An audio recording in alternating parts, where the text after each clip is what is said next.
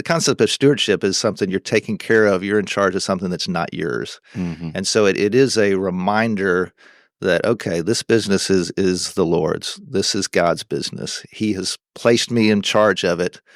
I want to do a good job. Every single individual has a story to tell, and they're great stories that need to be heard. I want every listener to know they have the ability to change the world.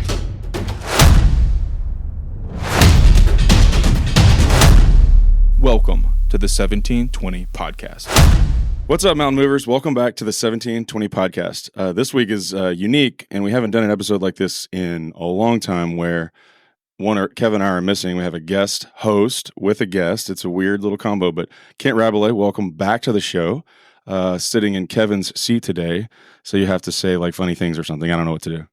Yeah, I don't have any funny things, as my wife likes to say, but I am Kent Rabalais. Yeah. I'm glad to be back on the podcast in the guest host seat, and glad to be with Dave Reichert today of Reichert Woodworks, and we'll talk about all the companies that represents and the family that represents. So super excited to join you, and yeah. So Kent and I were having lunch. I'll give a brief intro and then I'll let you jump in here, Dave. But Kent and I were having lunch at Halal Guys. Yeah. Mm-hmm. And I was telling him, like, hey, schedules are kind of crazy.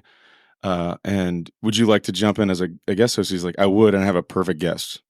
And it was you, Dave. And so like he sent me on a kind of a goose chase like on the website, and I was watching videos and stuff. And there's a video on y'all's website.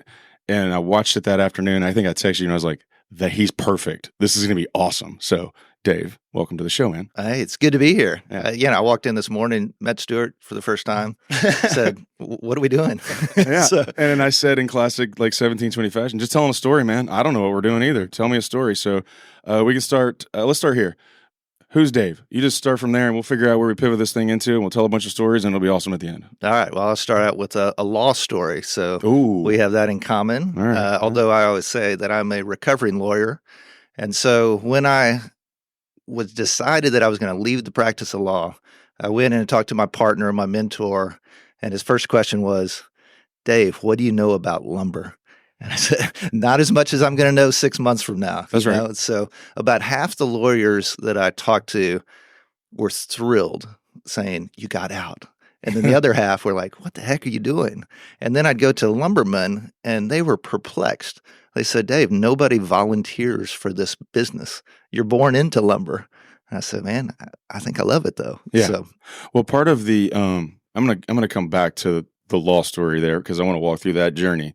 But part of the video was talking about driving past the lumber yard. yes. Man, like and Kent, I think y'all produced the video, but in that like creative vein of, I could feel it. Like when I was watching the video, like I could feel like I was sitting in the car with you as you were sitting there just looking at it, kind of the dilapidated building, thinking like, what am I going to do? I could feel that moment. So kudos to you for telling the story, and like it was awesome. So rewind me back though. How'd you get into the law? Well, I was a basketball player in high school, played at Baylor. I'm just going to let it come out naturally. Two hoopers and a guy who likes to watch hoops. Gosh, Barry in the lead. Tell me more. Keep talking. Yeah. So anyway, I studied accounting at Baylor while playing basketball 4 years, and got to the end of my playing career and accounting and realized, I don't want to be an accountant. So I decided to either go to grad school, didn't want to stay in Waco any longer, and so got into UT Law down in Austin. So went down there for 3 years, and but really didn't know that much about what lawyers did. I figured I'd go do it. It was just a great education, right? Yeah. Learn how to think, learn how to all about how things work, and then get into some kind of small business is kind of what I thought. But fast forward, all of a sudden I'm in this big firm in Dallas doing corporate kind of mergers and acquisition work. So I'm working with a lot of entrepreneurs, a lot of business owners, but felt like they were having all the fun. And I do know, actually. And, particularly as a corporate or transactional lawyer, you're trying to think ahead as to what could go wrong, and you're trying to document that. So you're assessing risk this way and that. But then at the end of the day, and as a lawyer, you can't afford to be wrong. Mm-hmm. And I didn't realize it. Hindsight, incredible stress on that, and stress on my family doing that. But at the end of the day, you'd close a deal and the business owner would walk out the door, and I'd always kind of want to follow after him almost and say, what happened? Yeah. How did it turn out? Was your analysis right? Was it a good buy? Was it a good deal? Was it, whatever. And so anyway, eventually, my wife and I we had 2 boys, and then she was pregnant with the third. I became partner at this law firm, and I came home literally and told Darian, my wife, I said, "Hey, I became partner today." And we both kind of went, "Oh."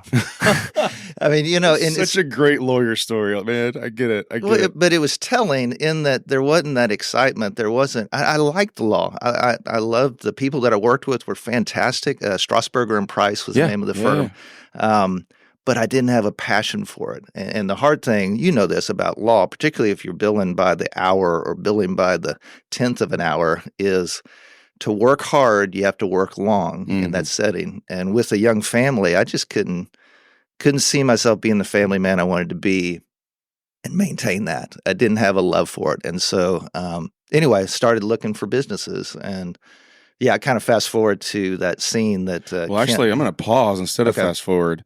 I was talking, so we were at the DPR Hoot and Holler last night. This is a couple of weeks forward, but I'm talking February 15th. And I found myself in a conversation with some folks, because I'm a Baylor lawyer. This is where I went to law school. All right. I found myself in some conversations about Waco. And I said, no, I wasn't in I didn't go to school at the cool Waco, right? Like I'm in a pre-Chip and JoJo, pre-silos, pre-everything Baylor.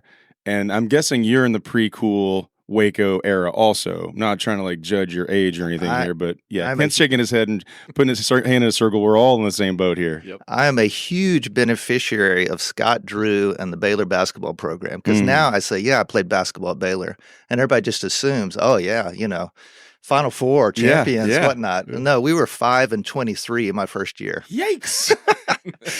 Now we got better, Sure. By the senior year, we made it to the NIT, and then made it to the NCAA the year after I left. So I was. I didn't realize that.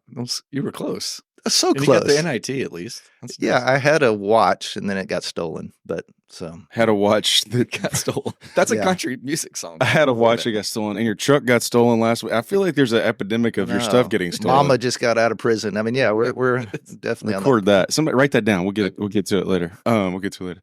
Yeah. So not uncool Waco. You're in uncool Waco. Oh, it was so sad. I would be stuck there. A whole basketball team over the Christmas break. Yeah. Everybody goes home, and we had literally Tanglewood to go. It was breakfast place across the way, and we had Luby's. That was it. I licked at Luann platter. Yeah.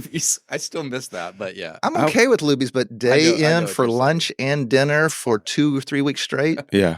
That's a lot. Have you been to Waco since they opened the new gymnasium? I have been to one game, and actually David here and I are going down to the Houston game coming up. So that'll be great. Excited about that. Yeah, so I have listeners have already quit listening. We're talking about basketball. They're like, next episode. Hold on tight. We'll get to something good. I have an 11-year-old girl who I have a 16-year-old boy, a 14-year-old boy, and an 11-year-old girl. We all love basketball also. So this is Kent bearing the lead on me hard, like really bearing the lead. But I have a friend whose sister is on the girls' team, Sarah Andrews. And so Stella wants to go tomorrow down to watch, I think it may be University of Houston in town. Anyway, it'd be my first chance to go down.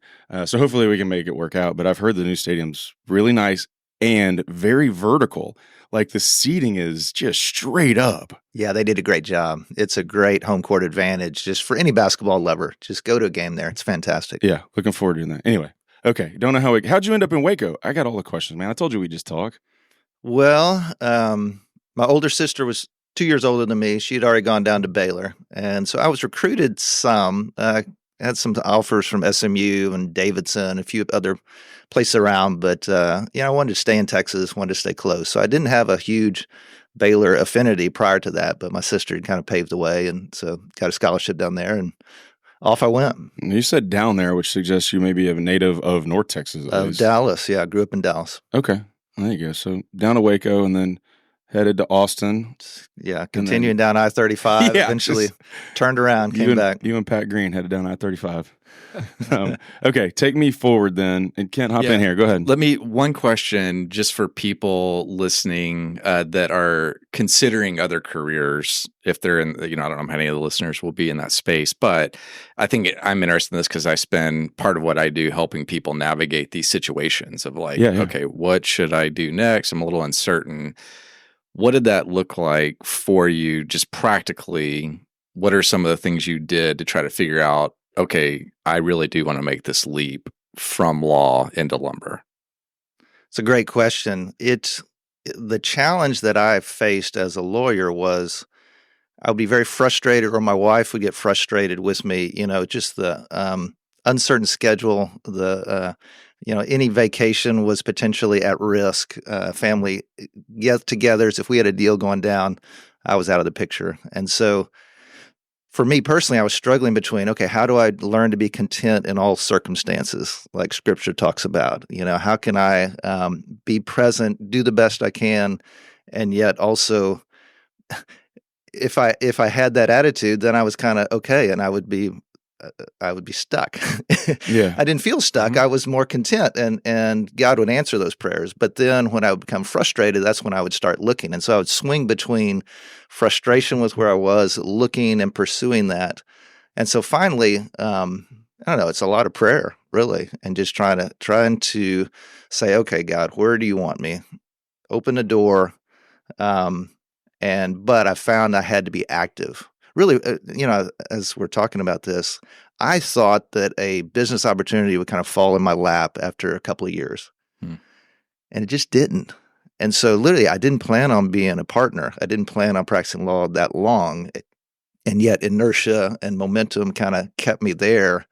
And in hindsight, it was a great experience, but it wasn't until I really started actively seeking other opportunities that things started happening and opening up.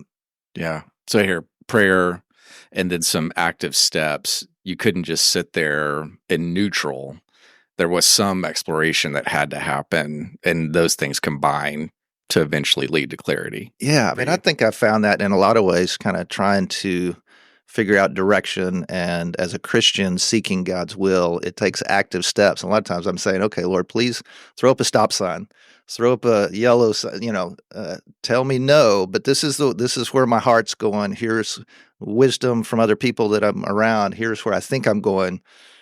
Here we go, So I think that's been a better approach than the sedentary, just kind of getting slapped upside the head and that kind of direction. Yeah, and the wisdom of counselors, like you had mentioned that before, and you heard different things, and that I know that can be hard sometimes, where people of like, "What are you doing?" or go. My dad, for instance, he's like, "Okay, wait a minute, Dave. Let me get this straight. This is a cyclical business. It's capital intensive. It's low margin. It's and why do you want to do this?" Yeah, bear with me. It's a great idea. Yeah. So your dad is actually speaking into this decision, sort of like pushing you against it a touch, it sounds like, or at least challenge you to make sure you're making good decisions. I think that's the good way to say it. That's he's a guy that likes to be heard, used as a sounding board, but he was okay with my decision on it. But he's probably thinking I was nuts, though, right? So part of it too, Kent, looking back, is to make a move. I did find Darian and I intentionally were living below our means, significantly below our means, to try to save up money and to try to prepare for what could be a lower salary or the uncertainty of being an entrepreneur. And so, very different approach from and at that time, first level of partnership at the law firm is still a salaried type deal. It wasn't kind of a share the profits thing. So it was like I'd get a paycheck every 2 weeks. We had, quote, security in that you just don't have as an entrepreneur. Oh yeah. Mm-hmm. Right. There's a lot of insecurity in the financial and cash flow modeling and maintenance as an entrepreneur that I think a lot of people don't fully appreciate until you've sat down and said, no, I got to make payroll however often you make payroll. Yeah. And there's only this much money in the bank account, and what's coming in this week, and how do you manage it? And, there's plenty of burdens associated with being a lawyer. But in that instance, it's however many of your employees you have, like, they get paid first. And so in all of that is a whole different level of stress, and also just sort of peek behind the curtain. I think a lot of people don't appreciate. They think, oh, no, just ticks along. You guys, you just having fun hanging out in Lake Tahoe. This thing just ticks. No, it doesn't. It takes a lot of work. Yeah, they don't see all those struggles behind the scene or the years. I mean, for us, Kent, in helping us do kind of this video project, had a great exercise where we would go through and he asked me, what were kind of how do you describe it? Kind of breakthrough moments, the turning points. Yeah. And that was really a great kind of trip down memory lane for us a little bit, but realizing, boy, we really went 20 years until kind of the significant turning point. And so now you look at our companies and you say, oh yeah, they're doing great, very successful, this or that. They didn't see the 20 years of struggle, the several times where we thought we were going under, meeting payroll as you described. Yeah. I mean, and that's what I love about small business. It's a walk of faith. Mm-hmm. It is truly an adventure. And that's why we described it in the video. I like adventures. Yeah, I like a good adventure. Well, and I love that what you hear, and I'm sure this was true of you when you were a boy and growing up, is that you enjoyed adventure, right? So there's these things in us that are precursors to what God has intended for us to do. And I think sometimes in at least the Christian subculture that I'm in right now, there's a lot of like pushing down on the heart, right? Like, don't listen to the heart. It's deceptive, and there's truth in that, right? But there's also truth in the scripture says it's the wellspring of life.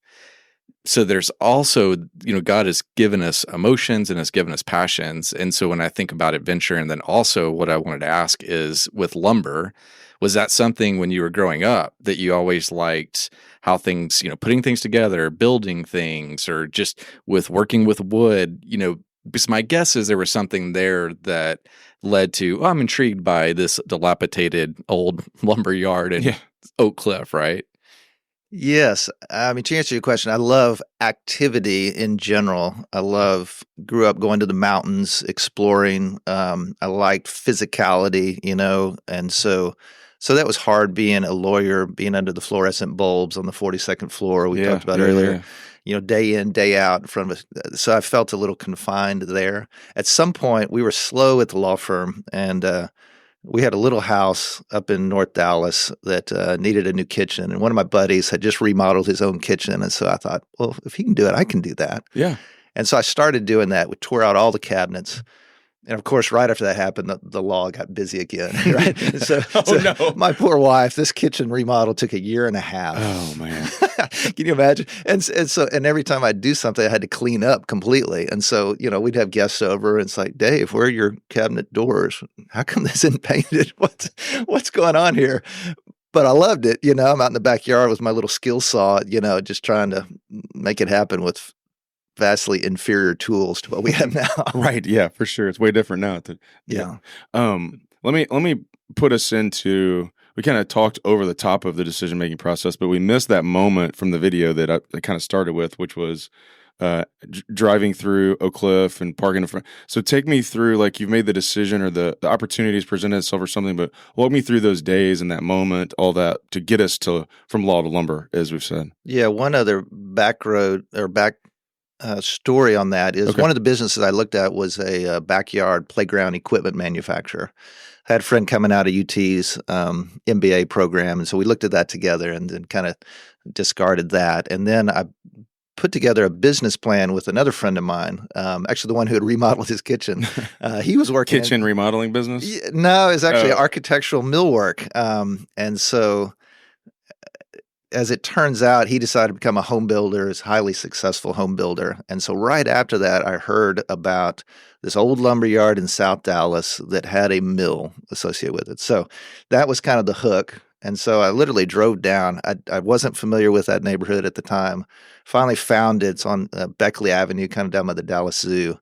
And so, I'm rolling along. I'm in my full lawyer garb, your gray suit. I know lawyer garb. Yes. And so I literally slowed down about 10 miles an hour and looked over, and I just kept driving because it was so out of business. Frame that like out of business, dilapidated, or like just kind of not. It had been the owner unfortunately had lost his son in a plane crash in the early 90s. And Okay. so this was probably 98 when I drove by it. And so he stopped going down there. Everybody had gotten old and tired and retired or died. Customers had gone. I mean, it's all it was literally they had piles of lumber there that had been sitting for 7 or 8 years. Normally, you want to turn your lumber about once a month. Mhm. Yeah. So weeds had grown up, hadn't been painted in a decade, had kind of a corrugated metal covering the windows, and they had that problem. I mean, just Yeah. it was still in business, but hanging by a thread. I got you. And so you drive by, but don't even stop the first time. No. All right. No. What happens next? Because obviously at some point you stop. So Yeah, I started talking to a few other people I knew in the industry, and they were just wildly enthusiastic about the people and the industry and just said, man, I just love it. And so that intrigued me. And so eventually I went back, kind of did the secret shopper deal, went in and got them to plane down a board. I made a bench for my mom out of it, and, just kind of talking to people and talked to a few other competitors, other lumber yards in town, and just was intrigued. I mean, the whole time Darian and I are praying. We've just about had our third boy, Will, and she's exhausted as young mothers are, and she's like, Dave, whatever. Just if it means you're going to be around the house a little bit more. that's great. Just do it. I'm all in. But, really did feel it was an interesting kind of answer. It's always a hard prayer to pray as far as, God, do you want me to do this? Do you hear? It wasn't an audible sound that I'm hearing, Yeah. but it was an open door, but it was with caution saying, hey, this is not a get rich quick deal. This is the path I want you on, is what I was discerning, but not sure why yet. Yeah. So it was interesting. So moved forward in confidence with it, but didn't know where it would lead. Really didn't. That's interesting. I'll squirrel moment for just a second. We're doing a series right now at church. Remembers a watermark. We're doing a series at church right now on like the Holy Spirit being part of the Trinity, understanding it, having a right understanding of it, listening to it, all of that stuff, and sort of blows my mind because I probably didn't have or don't have a right understanding about it. But the idea of like listening and discerning and those moments where you're like, what are you telling me, and how are you telling it to me? Because I didn't hear the audible word. There was no lightning bolt. There was no physical sign, and just having to do the best you can to like listen and tune in, if you will, and discern. Like that's challenging. And so I can appreciate those moments of being like, I think this is it. As best as I can tell based on all the input modalities, I think this is it. And I'm just going to trust and take that step. Yeah, I tell you, it's a really exciting time because I think so much in life we get into a track and we are just churning, we're on the wheel, whatever, and we don't even notice that there's decision points along the way. And so I think when God stops us or we have that opportunity, man, I encourage people to take advantage of that. Really seek that out and try to figure out, because I usually feel like I'm in the best place or a better place spiritually when I'm asking the question, honestly, God, what do you want me to do? Mm-hmm. Because so many times I'm too busy. I'm too distracted. I'm not listening. I'm not abiding, or, I'm just kind of wandering around. But if he can pull me back to that point where I'm finally paying attention and said, yes, Lord, what do you want me to do? It's, I like being there. I want to be there. There's I got so many things right now. What you said reminded me of something that someone told me along the way. I'll share it just for listeners, but it was that idea of being on the hamster wheel. But the way it was explaining to me, and this was in a prior phase of life, where what I was saying is like I'm revving at red line because the gas pedal is stuck. And he said, "Now I hear that." And I was like, I don't know what to do. And he's like, because you're going down the freeway 900 miles an hour, passing all the cars and looking straight ahead. And what you don't realize is that you are blowing past exits. All you have to do is like take your foot off the gas, move over, and take an exit. And I was just like, but you don't understand. Like, you don't understand. I'm going 900 miles an hour on the freeway. And he's like, you don't understand. Just look over there. You're blowing past exits. And it's the same idea of like just kind of being stuck on the hamster wheel, but not knowing how to get off. And when you said that, it like zoomed me back to 4 or 5 years ago where like I was wrestling with just being like, just the gas pedal is jammed down. and I can appreciate that. Like that whole moment of, no, just listen, discern, realize that there are exits.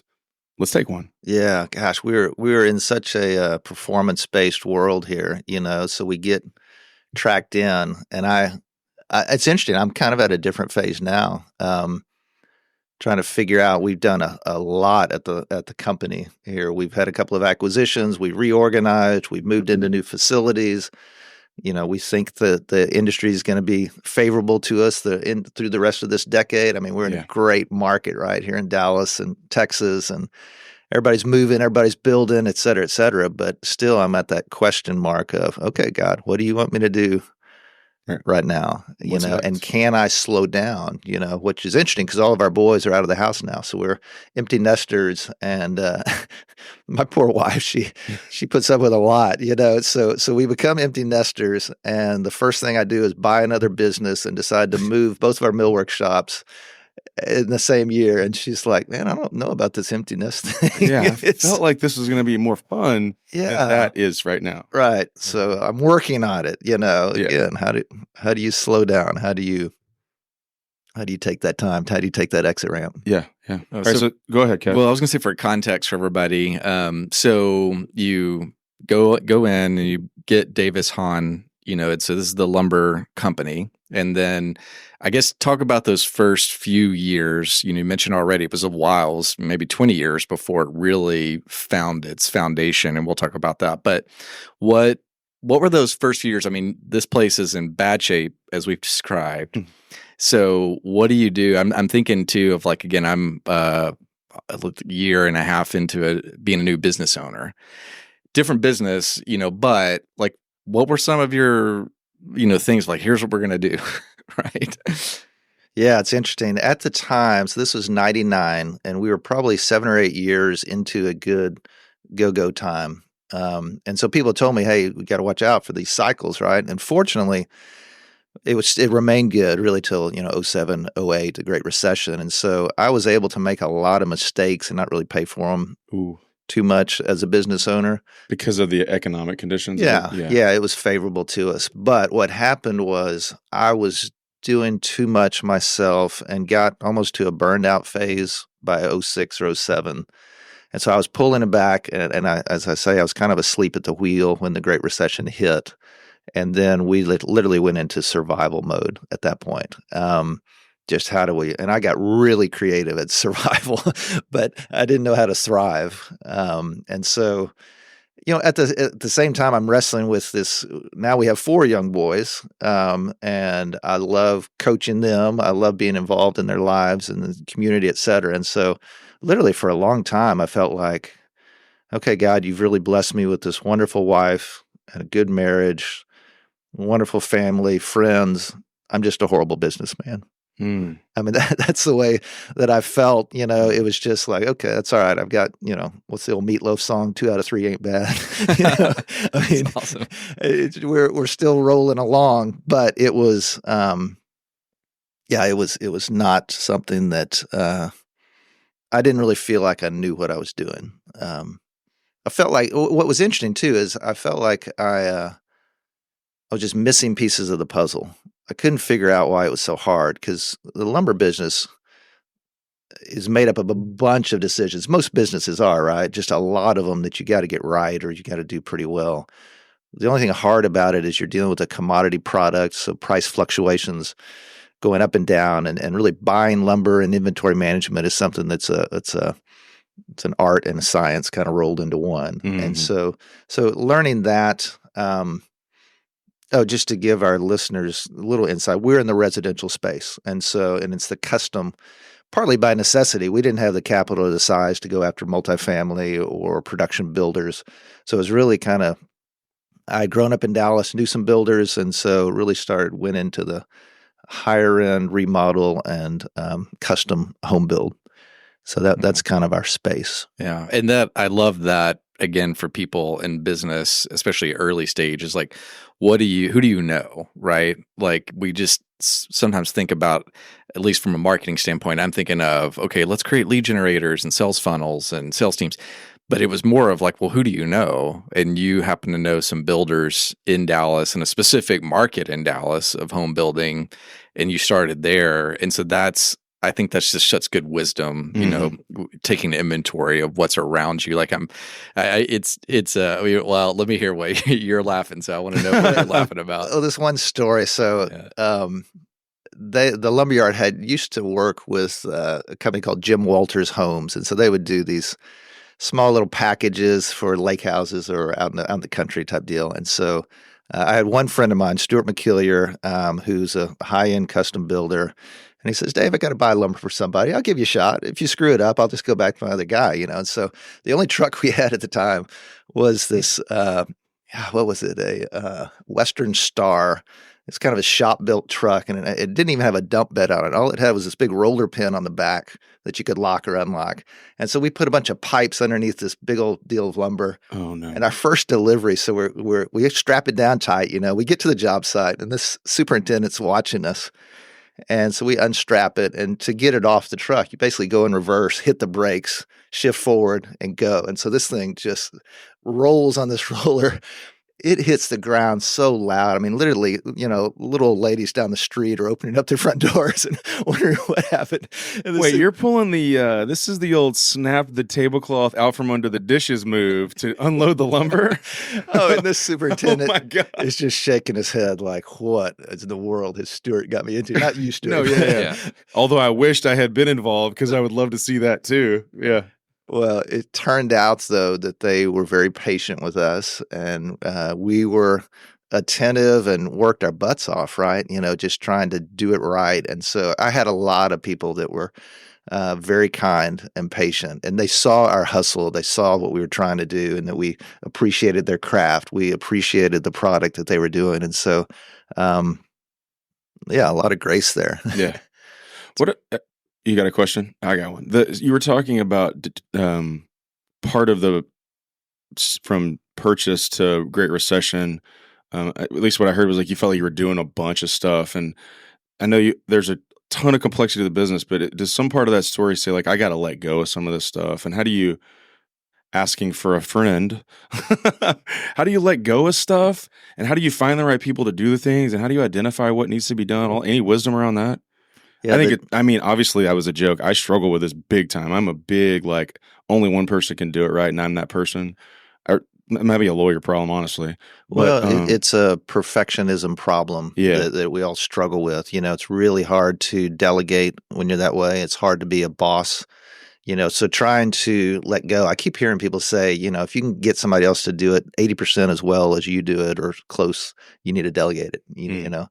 So I think the battle for a young business owner or undercapitalized like we were is you knew you needed good people, but you couldn't afford them. Ooh, yeah. Right. And so one of the ways that we were able to skin that cat a little bit is try to, some people that in certain parts of the business will do fractional type things for you. So, we've eventually got a fractional CFO, trying to get some higher level expertise, because as a lawyer, I do really value good advice. I value and understand and appreciate that I need good people speaking in. But again, we were poor. We were poor boying it. So we couldn't afford it. And so you're kind of stuck at this certain size as a little mom and pop until you can break through that. We found we were, you're limited because you just run out of gas personally. So eventually, and that's some of those turning points that Kent and I were talking about, is able to bring in some really top-notch people. One of them sitting over here, David McDaniel, is just a huge help to me, doing things that I didn't know how to do, but also really leveraging, we think very similarly. We can do a lot of things together that I just couldn't do by myself. Yeah. I often wonder how, kind of stay on the lawyer bit for just saying, like, how lawyers who practice solo do it. Because you have, at least from, I need somebody to say, hey, is this a good idea or bad idea? Hey, think this through with me. If I go do this, what's going to be the impact that I'm blind to? And having somebody to bounce ideas off of. And so it's a funny, dichotomy. Is that the right word? Tension. That's a better word. Where I'm a perfectionist. I don't want to give it to anybody else to do, but I also realize I can't do it all myself, and I need somebody to help. It just creates this constant tension. Well, I'll tell you, Stuart, two things that helped me. One, I realized as a solo business owner, as a lawyer, you saw partnerships, and particularly if it's a 50-50 deal and just conflict resolution, dispute resolution, which is horrible. Right. And so, you're just kind of like, don't give up stock. Don't, so I'm trying to be by myself, but also I saw that the business would rise and fall with my energy levels or rise and fall with my engagement at the time. If I was burnt out, boy, the business suffered. And so I eventually joined entrepreneurs organizations called EO. It's a great for, again, entrepreneurial sized businesses. So you have, particularly we had what they call it, a forum. It was about 10 business owners. They weren't in our industry, but they were all dealing with those same struggles. And so it kind of became a board of directors, advisory directors. And so I did that for about 5 years, learned a tremendous amount, and then eventually got into a roundtable group with other lumberyard owners from around the country. We're part of this buying group based in Philadelphia that's kind of the best lumberyards in the business. And so again, probably 8 or 9, 10 other lumberyards around the country, and we meet twice a year. And we'll complete open books, financials, you name it, and we get answers to those dilemmas like you were describing. And so in those, that's very interesting. Those instances where you guys meet and say open book, all those partners to that consortium, not threatening. Those are not competitors. Those are, Correct. You're not in my market. I'm not in your market. We're not going to eat each other Cheerios. Everything's fine. Right. That's an interesting perspective. Well, in fact, I got an email from one this morning really complimenting our videos, first time that he had seen it. So I haven't really unrolled that to the group. But I mean, like in the spring meeting, we'll look at about 100 different financial metrics of the lumberyard, operational and financial, and compare and contrast with each other. Yeah. And it turns out I'm in one of the best roundtables. I mean, they're really high performing. And so they push us. That's where that competitiveness comes in too. It's like, wait a minute, their ratio or their metrics higher than us. We gotta. I don't want to show up to the spring meeting with 0.8. That's ridiculous. Like that sort of thing. Right. Yeah, exactly. I get that. That's the sportsman in you coming out. I was like, no. I'm in this group to win a little bit too. Yeah, I'm glad you hit that, because before you're able to hire other people like David and some of the key, players you have on the team now, to use that basketball analogy again, it really was that first EO group, when you look back at the turning points, that, as you would say, like really helped you see, oh man, there's a world of wisdom in running a business that I just did not have. And that group started pouring in and bringing that to you. And that really did change the way that your company, at that time, Davis Hahn, lived, and related in the world. That's a turning point. It was that big of a deal. And so I love that you were able to reference that. Yeah, it's interesting. I think, too, as a lawyer, you're trained in law school to think quickly. You're trained to see both sides of issues. But also the danger, I think, is you think that, at least I did, that I could learn anything and I could become competent or maybe even good at pretty much anything. And that's just not the way that God has wired us. I mean, so I've really learned a lot over the years that everybody's got their different strengths and their weaknesses. And it's not that necessarily one's better than the other. We're just different. And so it took me a long time to recognize there were certain things that I would just procrastinate. I just put off. Either I didn't like it or I wasn't good at it and didn't recognize it or wasn't willing to recognize that I wasn't good at it. And so those things would really struggle and just kind of flounder there. So I think that EO experience, we'd meet once a month for a half day, and we talk through issues that we're struggling with, and but all the business owners, we had like a plastic surgeon in the group, we had a carny, you had rides down at the State Fair of Texas, we had a glass company, we had all businesses, but everybody's got receivables, everybody's got payables, everybody's got HR issues. They've got, the same fundamentals of business are consistent. So I like how you stayed serious in spite of my face that formed when you said there was a carny in the group. I was like, wait a minute. And a carny has AP? Like, what is, I don't know, man. It's quite a business. Yeah. Is There it? you go. well, I won't spend too much time lingering there, but I have so many questions. I have so many questions. Do you still keep in touch with this guy? Okay. Hold on. Let me get this back. Okay. All right. Sorry. We'll go down a carnival trail. It will be, yes, it will be a circus of sorts. Okay. So things started to grow.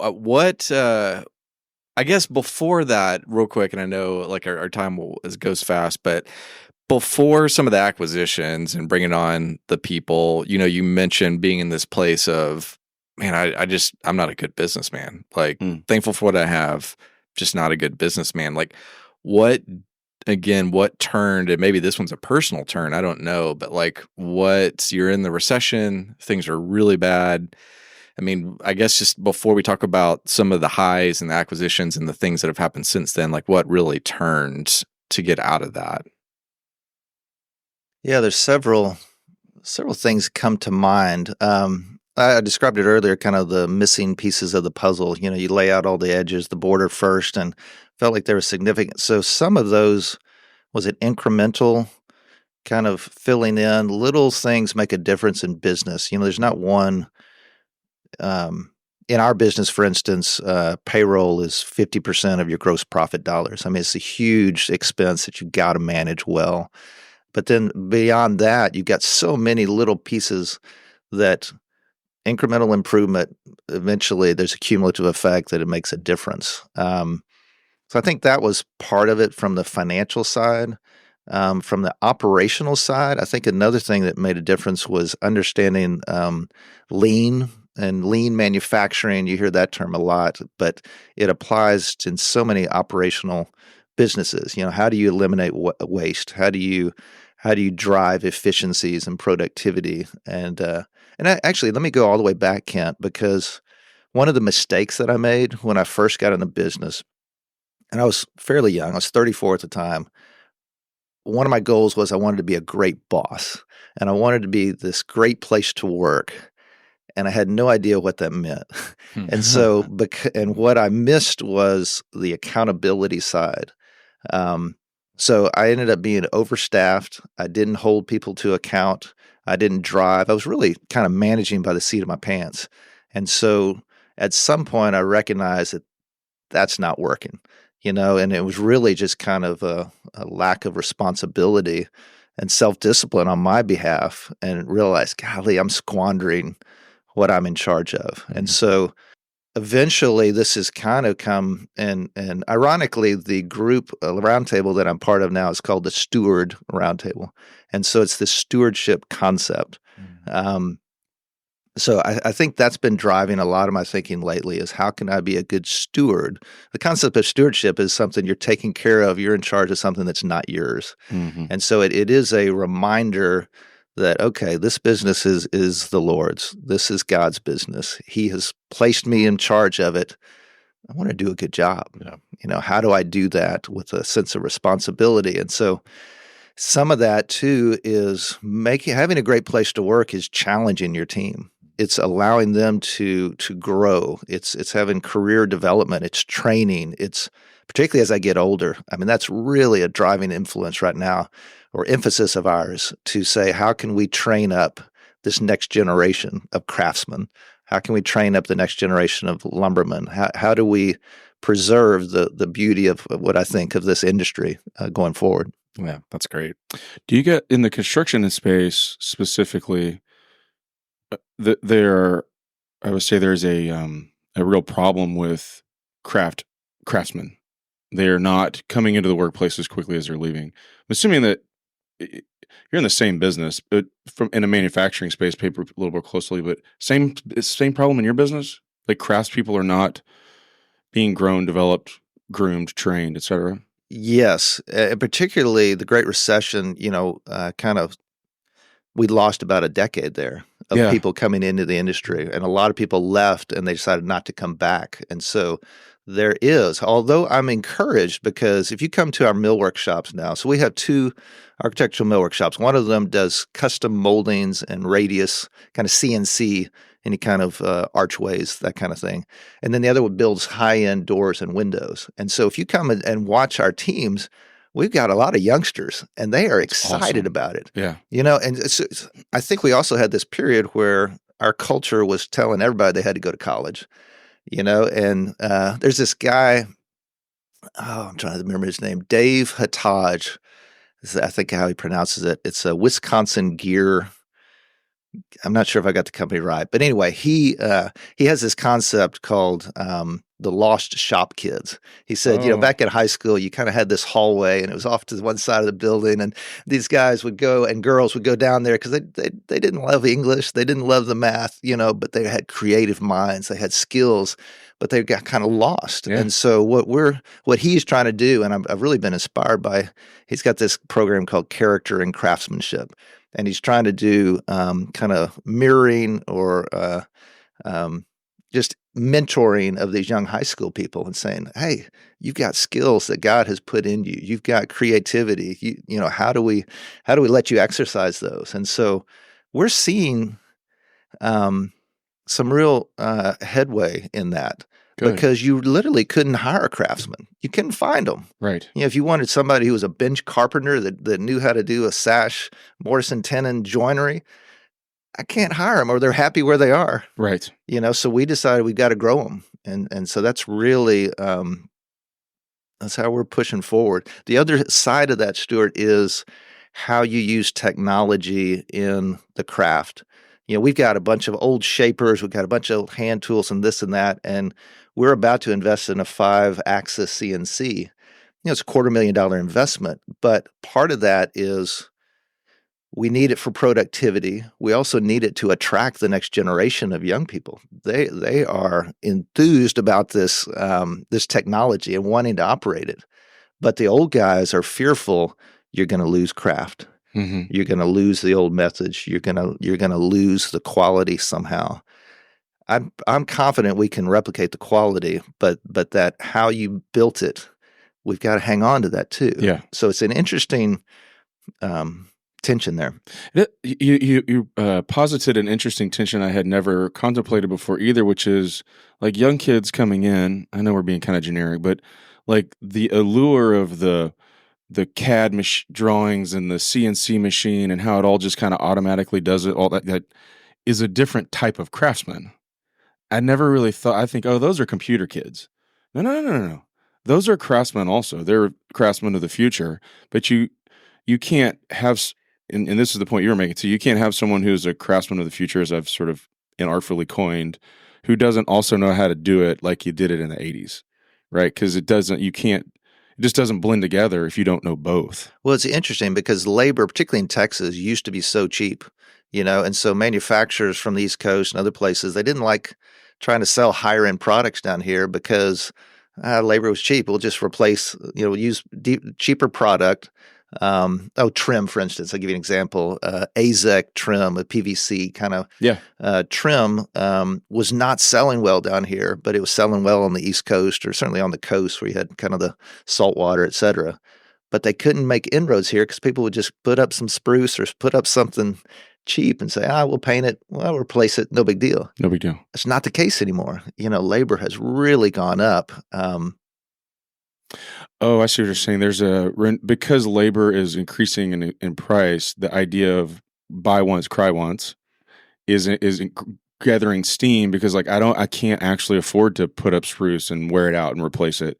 That's too expensive. Buy once, cry once, and move on. Exactly. I think there's a move toward quality and durability in ways that you didn't have it before. The other thing I heard recently that, in architectural millwork machinery, Germany and Italians are the leaders. And a lot of that had to do with their labor shortage. They had to figure out how to get equipment that would supplement that.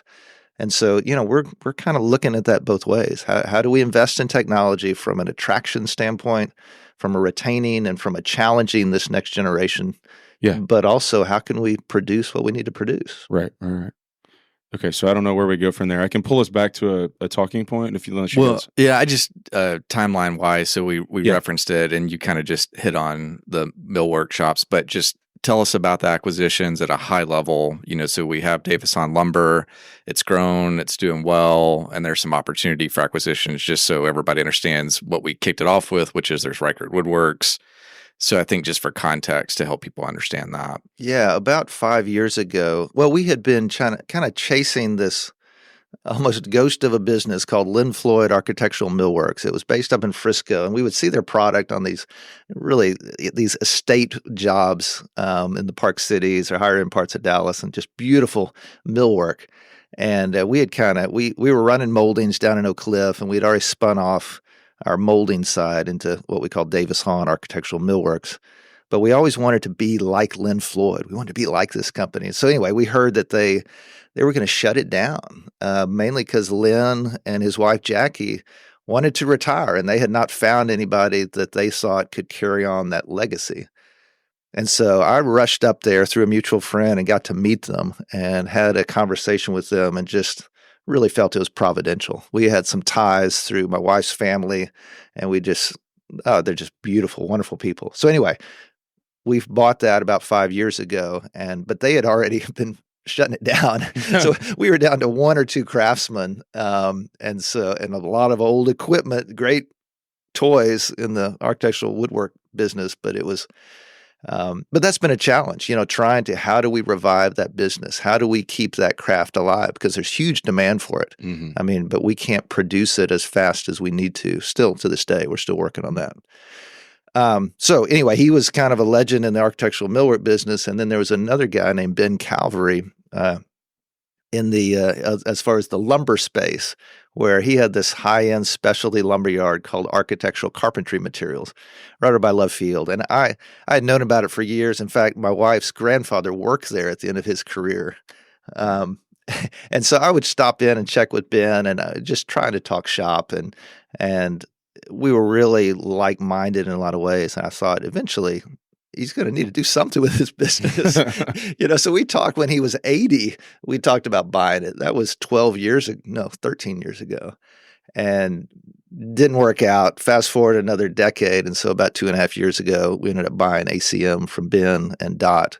And in fact, they just came down last week, saw some of the remodel and updating we had done, and they just celebrated their 75th wedding anniversary. Wow. Man, that's amazing. There's so many amazing parts of that story. Yeah. That might be the most. Yeah. The idea that when he was 80, he wasn't ready to sell. Like, he's still grinding. I was like, wow.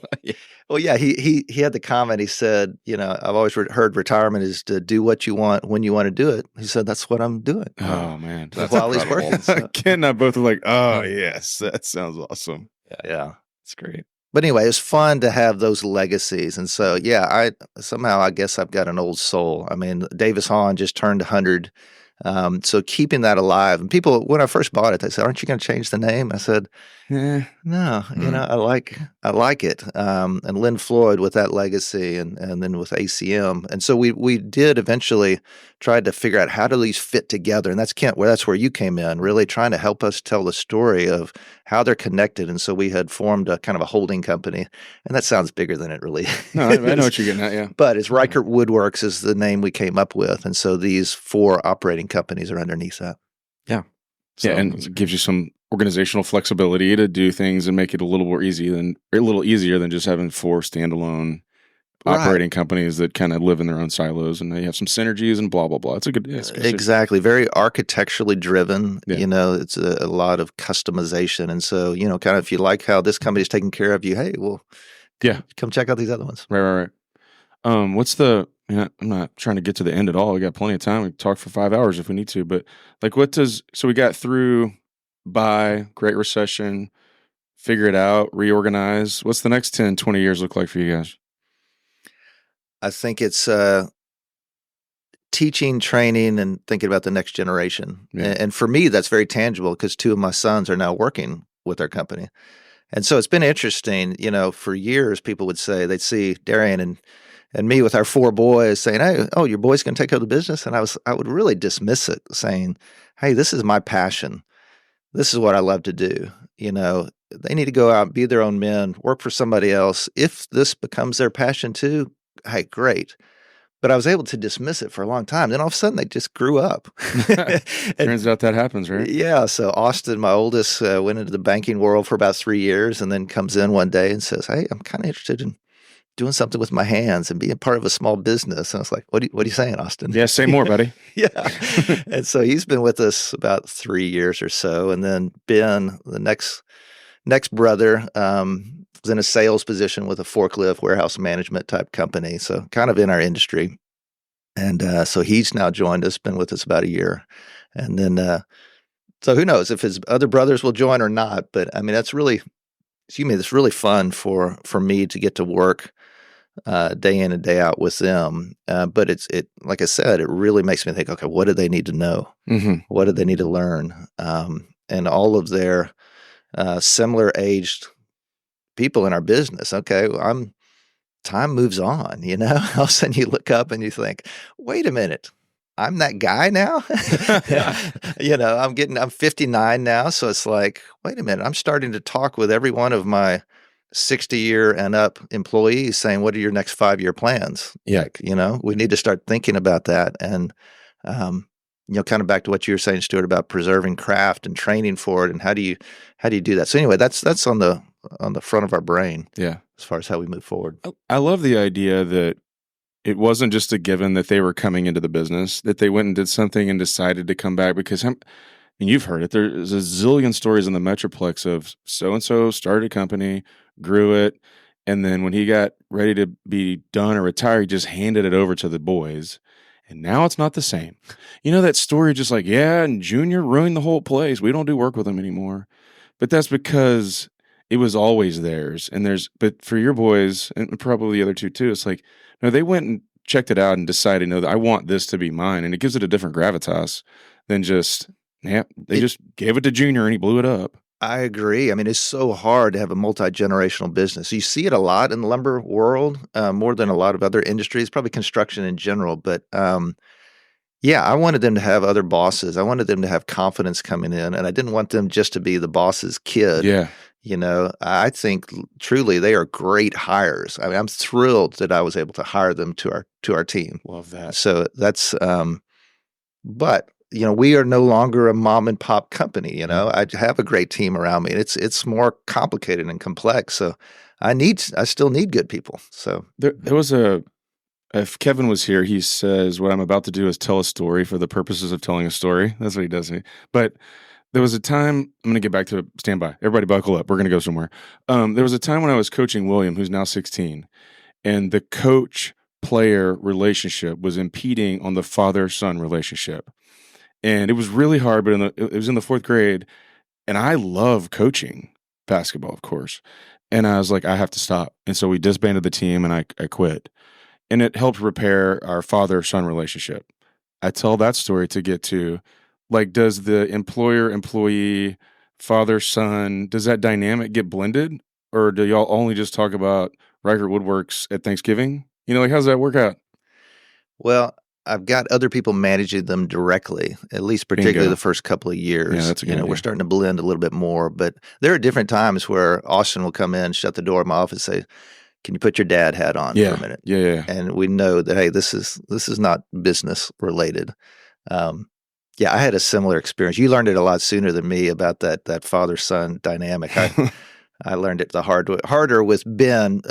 He's our second. He's about 6'8", got this 7-foot wingspan, you know, just this basketball body. And I'm just thinking, oh, he's going to play in college just like I did, you know? And that wasn't his heart. He was a good basketball player, but didn't love it to an extent like he wanted to play in college. And when I finally let that go, I was one of those obnoxious dads. I hate to admit it. I honestly would not, Yelling and not joking. I would have screaming. never guessed that. You're like so just calm and chill and mild mannered, and it's shocking. But go on. But, you know, so literally I would be mentally critiquing his game in my mind, saying, okay, here's the 3 positives. Here's the 3 things he needs to work on, this and that. Realize later, that's not the ratio. You know, you need to say about 10 positive things of encouragement for every one, you know, criticism or so anyway, we're all growing here, hopefully. The overwhelming majority of our listeners are in the construction space, in the tangent to the Metroplex, but like a touch behind us in life where they're raising kids and stuff like that. Like, not that I'm not, but like they got smallers. And we have dad sports talk all the time. It's just like, this is so difficult. And I always relay back a story I read. I think it's on Changing the Game Project. And it was a Major League Baseball player whose son was playing. And he would get after him, lays at the plate, and elbow up, change your feet, and stuff like that. And got in the car to go home one day and was giving him hey, here's the 10 things you need to work on, or whatever. And his son said to his dad, this isn't helping. And I just have carried those what is that, Dad? This isn't, 3, 4, 5 words with me forever, because it's not helping. And so I say that they were like, Dad, it's not helping. Like, if they want to hear it, they want to be coached.